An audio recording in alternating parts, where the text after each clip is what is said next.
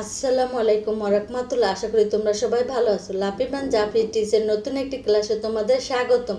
সপ্তম শ্রেণীর বন্ধুরা, আজকে আমি তোমাদের আলোচনা করব ইসলাম শিক্ষা বইয়ের তৃতীয় অধ্যায়, কোরআন ও হাদিস। আমরা এর যত অনুশীলনীতে যত সৃজনশীল প্রশ্ন আছে এর সমাধান করব। চলো আমরা প্রশ্নতে চলে যাই। প্রথমে আছে নমুনা প্রশ্ন। নমুনা প্রশ্ন আছে বহু নির্বাচনী প্রশ্নে একে আছে সূরা আল ইখলাসের আয়াত কয়টি? 4টি, 5টি, 8টি, 11টি। উত্তর হবে 4টি। 2 কোরআন তিলাওয়াত করলে 1 সামাজিক মর্যাদা বৃদ্ধি পাবে, 2 অফুরন্ত সওয়াব পাবে, 3 কিয়ামতের দিন সুপারিশ পাবে। নিচের কোনটি সঠিক? ক, খ, গ, ঘ লাস্টেরটি সঠিক।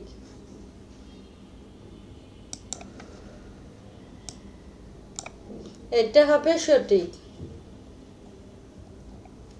নিচের উদ্দীপকটি পড়ো এবং 3 ও 4 নং প্রশ্নের উত্তর দাও। রাশেদ ও নাইম 2 ভাই।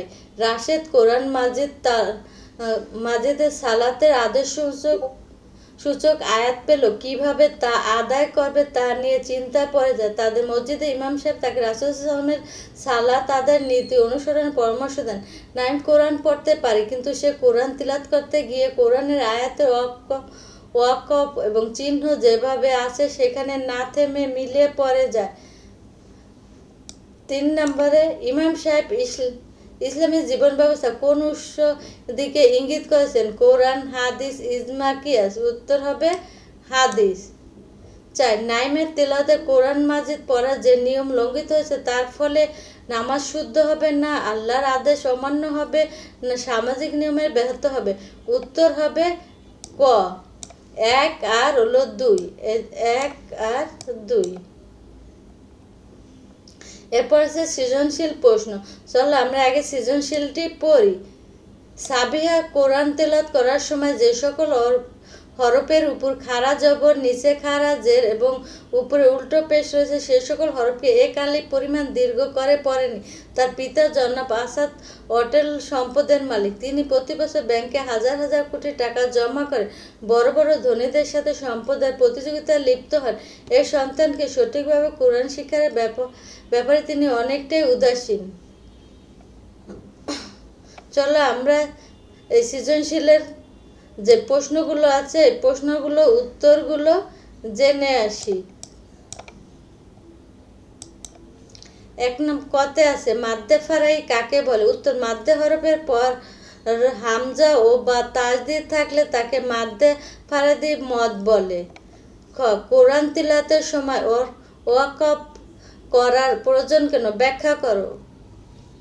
উত্তর ওয়াকফ অর্থ বিরতি বা থামা। কোরআন তিলাওয়াতের সময় সঠিক স্থানে থামা বা শ্বাস নেওয়ার জন্য ওয়াকফ প্রয়োজন। সঠিক স্থানে ওয়াকফ না করিলে বাক্যের অর্থ বিকৃতি হয়ে যেতে পারে এবং কোরআন মর্যাদা ও পবিত্রতা নষ্ট হয়। তাই অর্থ ঠিক রেখে সুন্দরভাবে তিলাওয়াত সম্পূর্ণ করতে ওয়াকফ করা প্রয়োজন।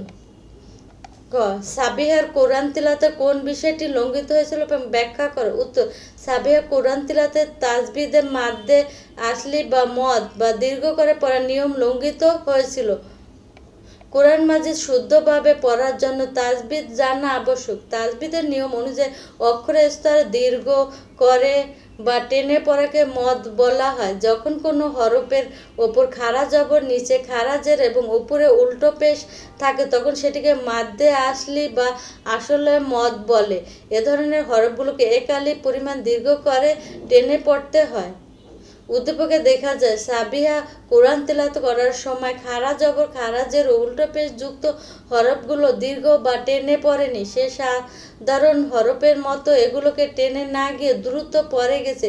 তাসবিদে এই মৌলিক নিয়মটিকে না মানার কারণে তার তিলাওয়াত অশুদ্ধ হয়েছে এবং সেখানে মাদ্দে আসলির নিয়মটি স্পষ্টতা লঙ্ঘিত হয়েছে। ঘ আসাদ সাহেব কর্মকাণ্ড যে সূরা শিক্ষা লঙ্ঘিত হয়েছে তা চিহ্নিতপূর্বক এবং পরিণতি বিশ্লেষণ করো। উত্তর, আসাদ সাহেব কর্মকাণ্ডে পবিত্র কোরআন সূরা আত-তাকাসুর এর শিক্ষা লঙ্ঘিত হয়েছে। সূরা আত-তাকাসুর আল্লাহ তাআলা মানুষের অতিরিক্ত ধন সম্পদের লোভ এবং তা নিয়ে পারস্পরিক প্রতিযোগিতার মানসিকতাকে তীব্রভাবে নিন্দা করেছেন। মানুষ যখন দুনিয়ার ধন দৌলত এবং সুখের প্রতিযোগিতায় মত্ত হয়ে আখিরাত এবং নিজের দিনের দায়িত্ব ভুলে যায়, তখন সে ধ্বংসের দিকে ধাবিত হয়।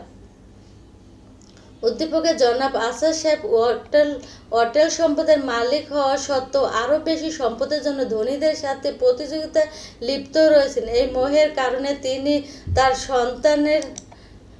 সন্তান সাবিয়াকে সঠিকভাবে কোরআন শিক্ষা দেওয়ার ব্যাপারে সম্পূর্ণ উদাসীন ও দায়িত্বহীন পরিচয় দিয়েছিলেন। একজন মুসলিম হিসেবেও সন্তানের দ্বীনে শিক্ষার ব্যবস্থা করা তার অন্যতম দায়িত্ব ছিল, যা তিনি করেননি। পরিণতি সূরা আত-তাকাসুরের ঘোষণা অনুযায়ী যারা দুনিয়ার সম্পদ ও অহংকারে অন্ধ হয়ে আল্লাহর হুকুম এবং দ্বীনের দায়িত্ব ভুলে যাবে, তাদের চরম পরিণতি ভোগ করতে হবে। মৃত্যুর পর কবরে যাওয়ার আগ পর্যন্ত তাদের এই মোহ কাটে না। আখিরাতে আসাদ সাহেবের মতো লোকেদের কঠিন হিসাবের মুখোমুখি হতে হবে। চলো বইতে ফিরে যাই। সৃজনশীলের 2 আছে। তথ্য 1, জারিফ সাহেব এলাকায় একজন ধনী প্রভাবশালী ব্যক্তি। বাড়িতে বিভিন্ন অনুষ্ঠানে তিনি এলাকার ধনী ব্যক্তিদের দাওয়াত করে খাওয়ান। অনুষ্ঠানে এলাকার দরিদ্র মানুষ জারিফ সাহেবের বাড়িতে প্রবেশ করতে পারে না। তথ্য 2, আজানের সময় মাহফুজ দোকান খোলা রেখে ব্যবসা পরিচালনা করে। পক্ষান্তরে অন্যান্য ব্যবসায়ী দোকান বন্ধ করে সালাত আদায় করতে যান। তার এক ব্যবসায়ী বন্ধু মাহফুজকে সালাতের গুরুত্ব বোঝানোর চেষ্টা করে এবং সালাত আদায়ের পরামর্শ দেন। উত্তরে মাহফুজ জানায়, ব্যবসার উন্নতির জন্য সালাতের কোনো প্রয়োজন নাই। চলো আমরা এই সৃজনশীলের এই প্রশ্নগুলোর উত্তরগুলো জেনে আসি। সিয়াসিত্তা কাকে বলে? সিয়াসিত্তা কাকে বলে? উত্তর, হাদিস শাস্ত্রের সবচেয়ে বিশুদ্ধ ও নির্ভরযোগ্য 6টি হাদিস গ্রন্থকে একত্রে সিয়াসিত্রা বলা হয়। খ, আত্মীয়তা সম্পর্কে ছিন্নকারী জান্নাতে প্রবেশ করবে না। হাদিসটি ব্যাখ্যা কর। উত্তর, ইসলামে আত্মীয় স্বজনের পারস্পরিক হক বা অধিকারের উপর ব্যাপক গুরুত্ব দেওয়া হয়েছে। এই হাদিসের মাধ্যমে রাসূল সাল্লাল্লাহু আলাইহি ওয়াসাল্লাম সতর্ক করেছেন যে যারা বিনা কারণে বা অহংকারবশত নিজের আপনজন ও আত্মীয়দের সাথে সম্পর্ক ছিন্ন করে বা যোগাযোগ বন্ধ করে দেয়, তারা আল্লাহর রহমত থেকে বঞ্চিত হবে এবং সরাসরি জান্নাতে প্রবেশ করতে পারবে না। এটি সামাজিক বন্ধন সুদৃঢ় রাখার একটি কঠোর নিদর্শন। তথ্য 1, জারিফ সাহেব কোন নৈতিক গুণাবলী সংক্রান্ত হাদিসের শিক্ষা গ্রহণ করেনি? ব্যাখ্যা করো। উত্তর, তথ্য 1, জারিফ সাহেব সাম্য, মানবতা ও দরিদ্রের প্রতি সদাচরণ সংক্রান্ত হাদিসের শিক্ষা অনুসরণ করেনি। ইসলামের একটি বৈষম্যহীন ও শান্তির ধর্ম। ইসলাম ধর্মে দরিদ্রের মাঝে কোনো প্রাচীর বা ভেদাভেদ নেই। রাসূল সাল্লাল্লাহু আলাইহি ওয়াসাল্লাম সবসময় সমাজে গরিব ও অসহায় মানুষদের ভালোবাসতেন এবং তাদের সম্মান করতেন শিখিয়েছেন। একটি বিখ্যাত হাদিসে বলা হয়েছে, সেই ওয়ালামিয়ার খাবার সবচেয়ে নিকৃষ্ট যেখানে শুধু ধনীদের দাওয়াত দেওয়া হয় এবং দরিদ্রদের বঞ্চিত করা হয়। উদ্দীপকের তথ্য 1 অনুযায়ী জারিফ সাহেব অত্যন্ত ধনী ও প্রভাবশালী ব্যক্তি হলেও তার বাড়িতে সামাজিক অনুষ্ঠানে কেবল ধনী ব্যক্তিদের দাওয়াত দেন।